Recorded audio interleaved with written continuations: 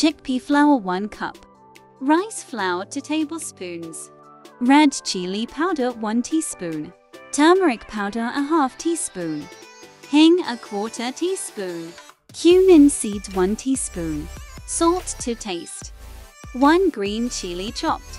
Water as required to form a medium thick batter.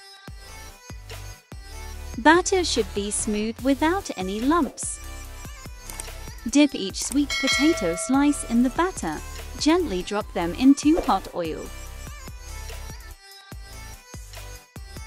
On medium heat, fry until they are crisp and golden brown in color.